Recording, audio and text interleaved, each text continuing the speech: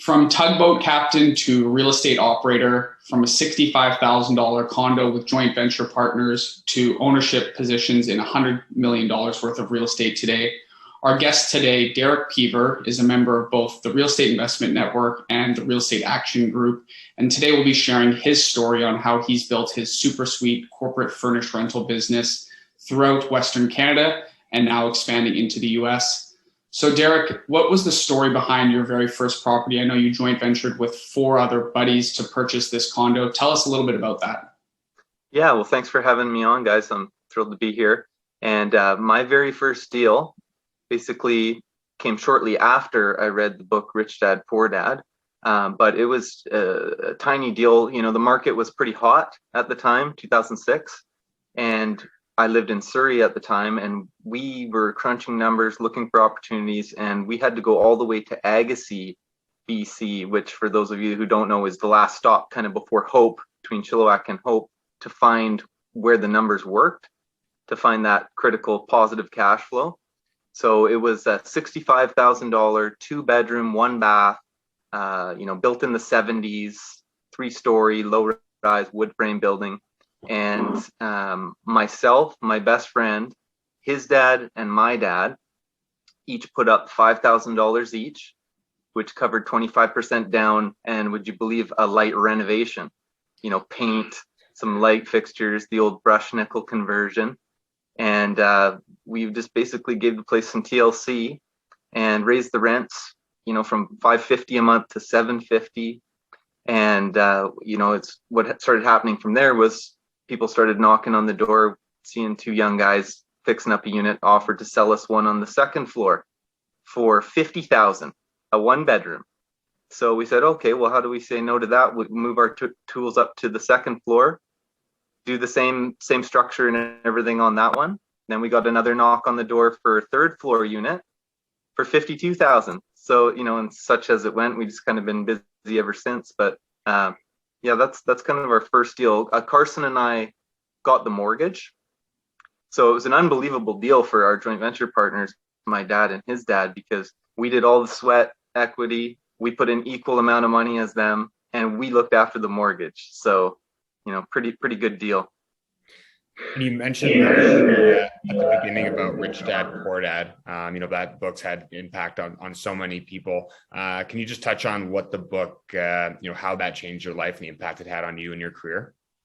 Absolutely. So I like to say that's what kind of turned my light bulb on, right? Because I always knew I wanted to do something substantial, but I didn't really know what it was. And my first vision was to climb to the top of the marine industry, become a river pilot. That was kind of my path. But I had a chance encounter with this lady named Kelly Fry, who many people know. And my friend was renovating houses for her. And I went with my friend to pick her up from the airport. Just, normally I'm still busy, but my friend, for whatever reason, convinced me to go on this cruise. And the whole way back from the airport to Pitt Meadows, she's talking about Rich Dad, Poor Dad and all her properties in Winnipeg. And I was just leaning in from the back seat. And, the next day I went down to Chapters in Langley and bought the book and just powered through it, had the paradigm shift. I'm drawing out my assets and liabilities and I'm just like, let's go. Read the rest of the series, and that's kind of how it started.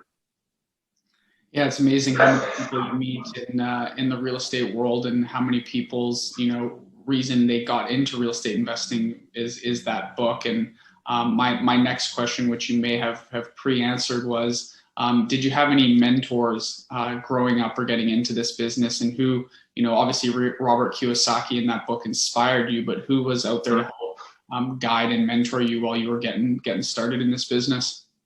Yeah.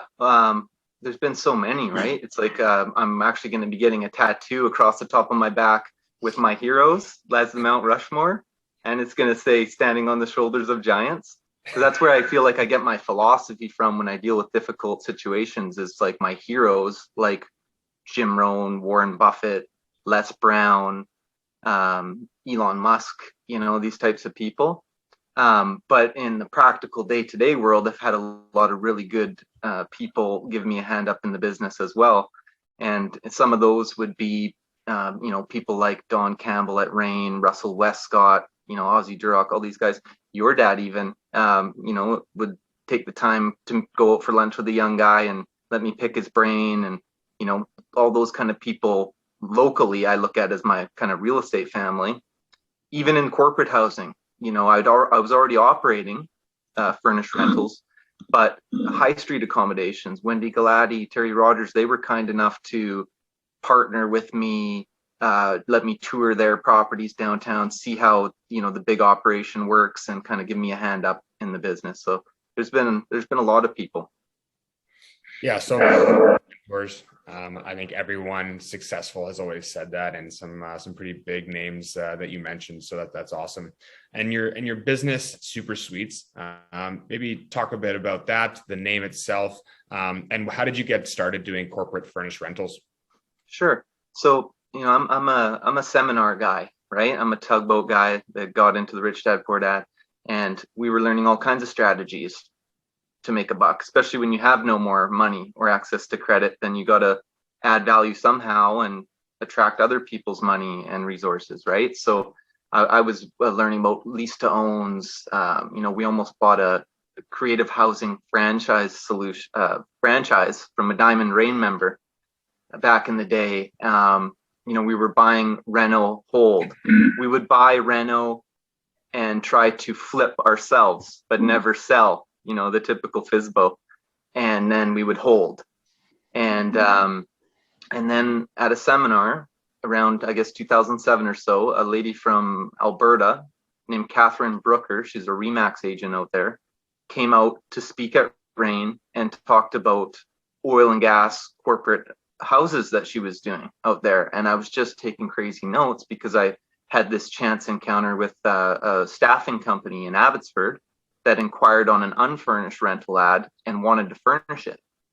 So I kind of had that in the back of my mind. The new hospital was being built in Abbotsford at the time, and I just had a light bulb go off. So we started running ads for our properties, furnished and unfurnished. We had a brand new unit coming at the time, our first brand new unit, a pre-sale. We tried that furnished, and we had that SuperSuite just until last year. Since 2007, it was operating, still in mint condition. Paid 200 grand, sold for 5 something. So that's kind of how I got into furnished rentals, I guess. And then just the demand from the market. We never did another unfurnished. We never did another lease to own. It was just kind of finally found our niche. It's a very, very, very cool story.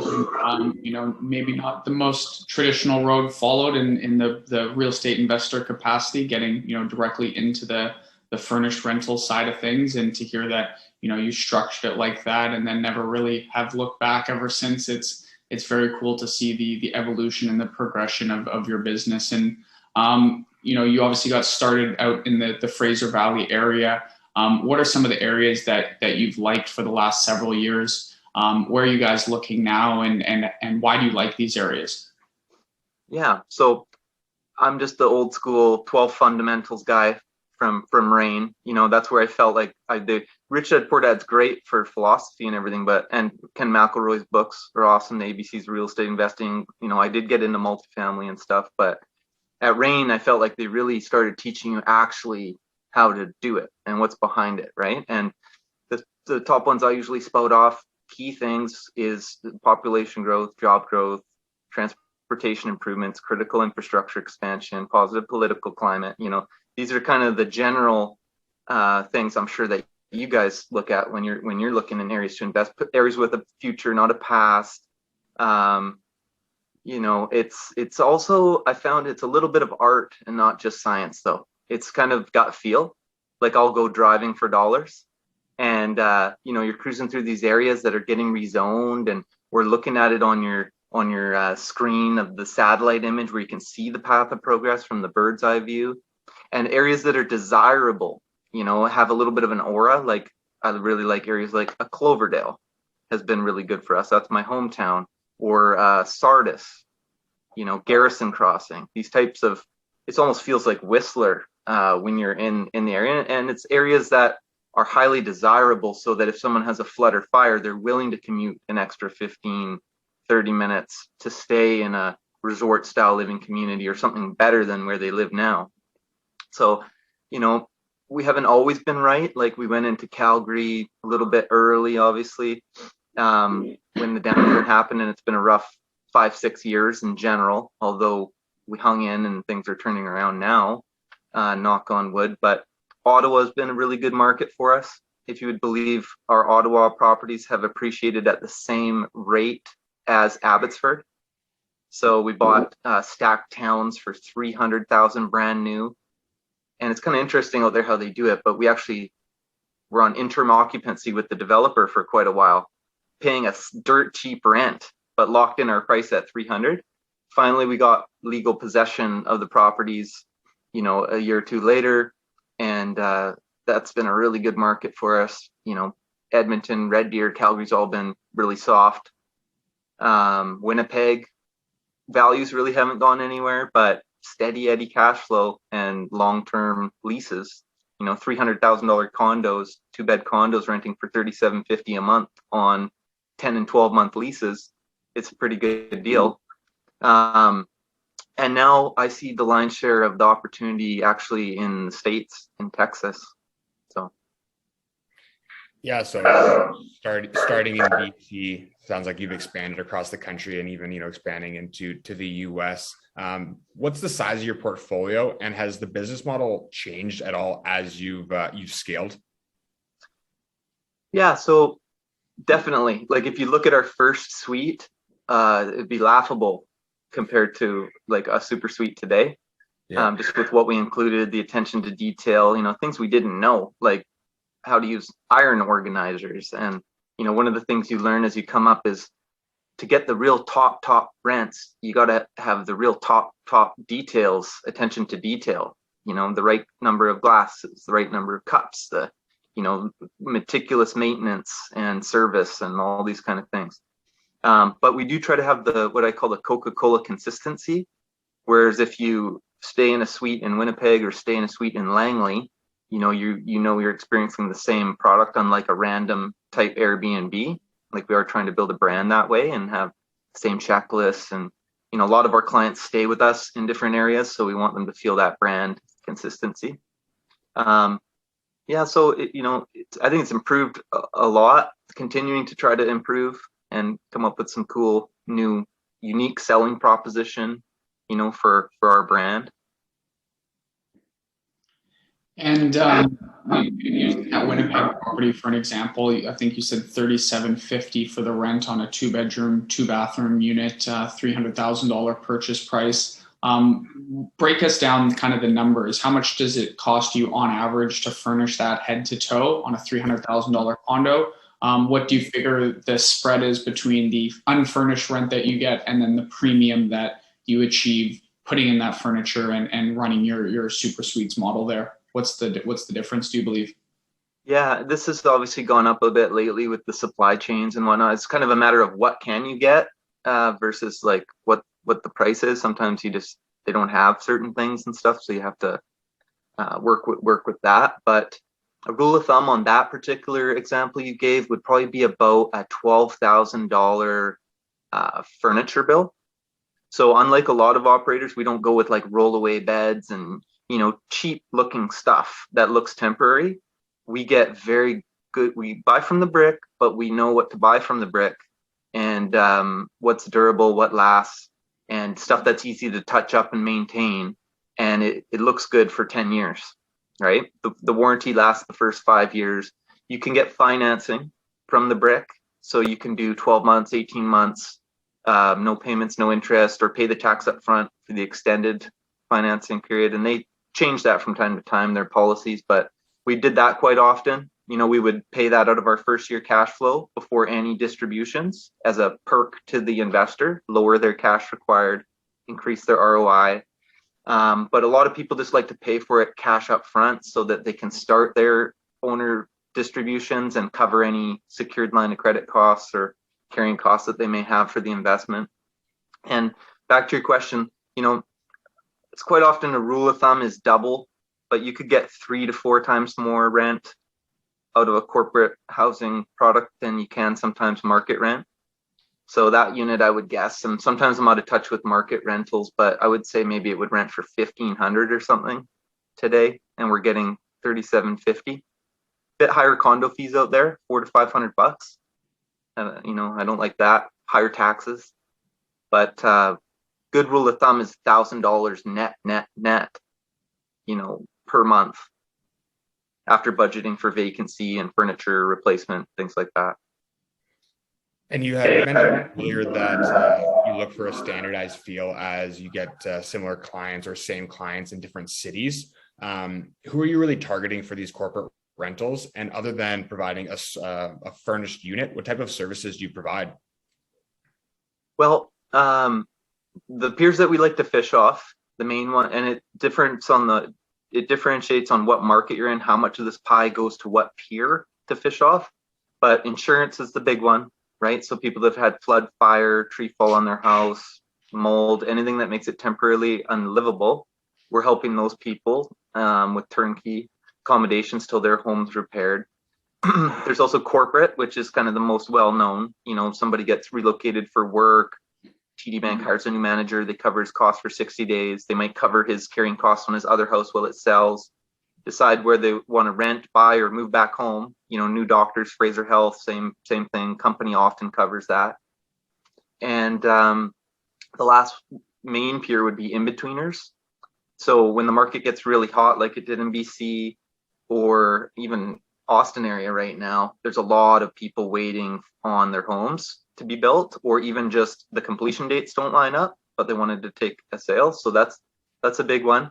And then there's lots of other ones, like one you might appreciate, professional sports niche, right? There's the Abbotsford Heat was a big client of ours for many years. The Abbotsford Canucks just all moved out this week because the season came to an end.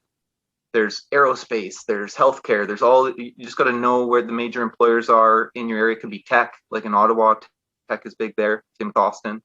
So that's kind of who you're going to, but there's many niches. Even in the lower end, you could go blue collar, you could go to focusing on divorce, helping people that are in that transition. So. And it seems that your program really fits a bit of a void or a niche in the market. You're not on the short-term rental side with Airbnb. You're not on the 1-year lease side with long-term rentals. You're kind of in the middle there. Give us some timing on kind of average stay on those three categories and why you guys have focused yourself right there in the middle. Yeah, so it's really becoming a lot more recognized, legit industry. Like, I'm a member of the Corporate Housing Providers Association. It's North America wide. And a lot of people are recognizing that short-term housing as a legit need, and legit industry. Like, we always try not to be painted with the Airbnb brush because there's a lot of anti-Airbnb sentiment. I understand that because I don't want a revolving door with weddings and parties going on next door to my permanent residence either. And I've lived in condos, most of my life. Well, a good chunk of it. So, I get that. Their average stay on Airbnb is about 5.2 days, the latest I saw. And ours as an industry is 68 nights. And if I had to say, my most typical bread and butter stay is about 60 to 90 days for either a relocation or someone who's had a minor flood. Like, it could be they went away for the weekend, their dishwasher had a leak, and it takes a month for the insurance adjusters to figure out who's paying for everything. Then, the work, then it goes long. And we offer flexible lease terms down to 7 days notice for people after 30-night minimum. Did that answer that? Yeah, very well. I like the way you do that with the kind of seven day exit period after that certain threshold. That's interesting. Right. And the more flexible lease terms you offer, the higher rents you can get, right? That's kind of how the trade-off works. If you're going to ask for 30 nights notice, then you might not get that top premium rent, but maximum flexibility people will pay. And allows you to be flexible with the pricing as well, almost like hotel pricing it and real-time updates. Yeah, just a little note too is that if someone gives their, let's say, 14 days notice on a corporate stay, if we're able to, then they have to leave early because sometimes it's like, hey, job's over, we're going here. So they could be out in 2 days. If we can get our housekeepers in and get it reset and re-rented in 4 days, we'll actually give a rental rebate to the client for the remaining days in their notice period. So people are always surprised and appreciative when we deliver on that. Wish I had this service when I was bouncing around the minors. It would be nice to just find a place to plug and play instead of having to figure it out all on myself, which is quite a task sometimes. So definitely a great service. And then just talking about the market in general, you primarily focus or started there in the Fraser Valley. Do you see that market near the top right now? As an investor, would you be buying? Would you be selling? Maybe just a bit of overview of what you're seeing in the market right now. Yeah, it's definitely, I make jokes and stuff, but it's cooked, right? And like I stopped buying, there was that lull with COVID where nobody was doing anything and buyers were kind of, or builders were kind of worried a little bit. I think that was around like March 2020, something like that. And we went on a little buying spree then, and then basically just sat back and didn't do anything. We have some units completing that we bought years prior to that pre-sale, but no, we don't. I think I did once in my life get in a lineup to buy real estate because I knew there were structured price increases coming then too. In Surrey, I did that and did well, but even in Austin, like anytime I come into a bidding situation, I'm out. I just don't play that. Like I'll give maybe a full price offer and then relax. I want to be doing the opposite of the masses generally, right? So yeah, no, I haven't been buying here in a while. It's crazy to me that, townhouses went from 750 to 1.25 in 8 months, stuff that we personally own. And the rents definitely haven't. Like you can justify, in my model, pretty decent increases, but like, no, it's overcooked and it's due for a correction in my opinion. Not a crash, but a nice 20 to 30% would be nice, and then I'll be out shopping again. And as a Buffett fan, I'm sure you're always reading out the fearful of "be fearful when greedy and greedy when fearful" quote at this current time. You bet. Or what the wise man does in the beginning, the fool does in the end. That's one of my favorites for pre-sales. That's great. Thanks for sharing those. And you mentioned your more kind of economic fundamentals of analyzing and doing your due diligence on a market before purchasing real estate there. When it's time to kick the tires, to actually look at the property, walk the community, chat with the developer, walk us through kind of your process on that. Like say you identify Edgemont Village in North Vancouver as your next big market. What do you do to go put boots on the ground there, to look at the projects, to understand what you're actually purchasing before going and putting it under contract? I could tell you what I've done in Texas, because I feel like I actually know the Austin market as good or better than the Fraser Valley right now, because I've just been laser beam consuming thousands probably of hours of online YouTube podcasts, local real estate meetup groups. I let all these guys kind of process the stats and their takes on it, and then I kind of mash it up and because obviously a lot of them are realtors and they'd like to sell properties, but I kind of assemble all that at YouTube University, I like to call it, and then I'll decide what timing is good and whatnot. But I also reached out to one of the top realtors that's just crushing it on YouTube, Suman Kim, because game recognized game, like you guys and me to you guys, and like you just want to deal with people that are, it's like if you want something done, give it to a busy person. So I just partner with like people that are already crushing it. Ideally, that's what I did in Ottawa too.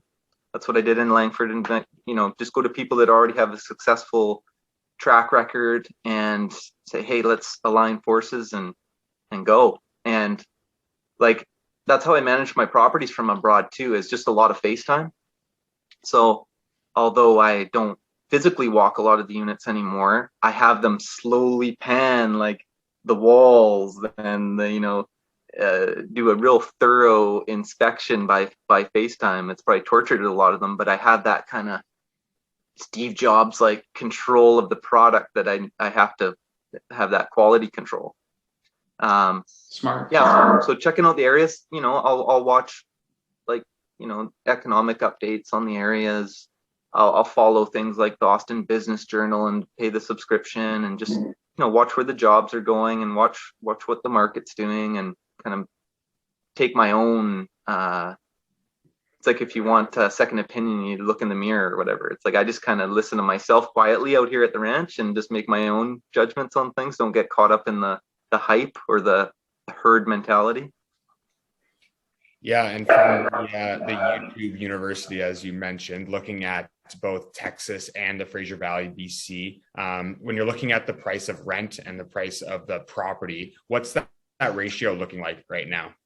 Well, like I call that the GRM, or the growth rent multiplier, the 10% rule, right? That's what we're referring to, kind of thing, the rule of thumb to look for cash flow. You always wanted to see like 10 to 12% plus, and then you got a good chance of cash flowing without knowing all the details like condo fees and taxes, right?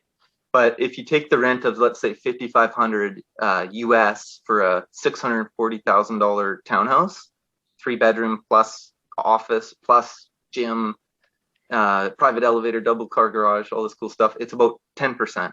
So you got a good chance. That's furnished, but I'll be looking to get at least like 500 to 1,000 US net cash flow out of that.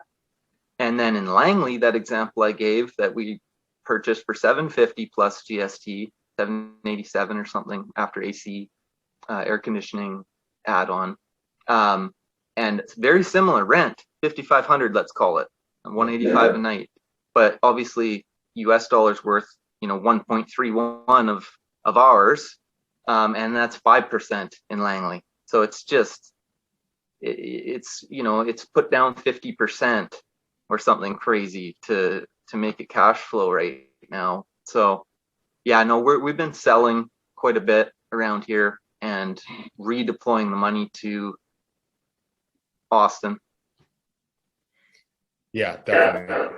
With those ratios and the booming market down there in Texas, definitely can relate to that.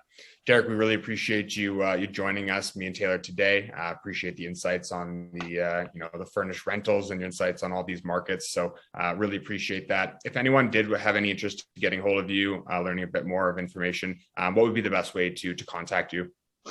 Just Google Derek Peever. And I'm always watching you guys from afar, and you're doing awesome work. I mentioned to Taylor that I thought you were doing really good, because I guess I have a little soft spot for you, because I have this friend of mine from the Abbotsford Heat named Mitch Wall, and he went on to have a nice career in Germany. Yeah. But him and I always said, like, hey, if when you're done hockey, we should get the SuperSuites going in California where he's from, or maybe that'll be Idaho or something. I don't know, but yeah, I just think, if you've got that kind of work ethic and focus to make it to that level in sports, like, good chance you could apply that to real estate. So yeah. Thanks for having me on, guys. Yeah, thanks again. Appreciate that. Thanks for the great feedback, and thanks for taking some time here today, Derek, to share your story. It's been very cool as an outsider on watching from a distance to see through rain and through REAG, the growth that you guys have experienced at SuperSuite, not only geographically, but just, in size. And it's been a fun journey to watch here. Likewise. Thank you, Taylor. Awesome. Thanks for doing this. Okay. We'll see you later, Derek.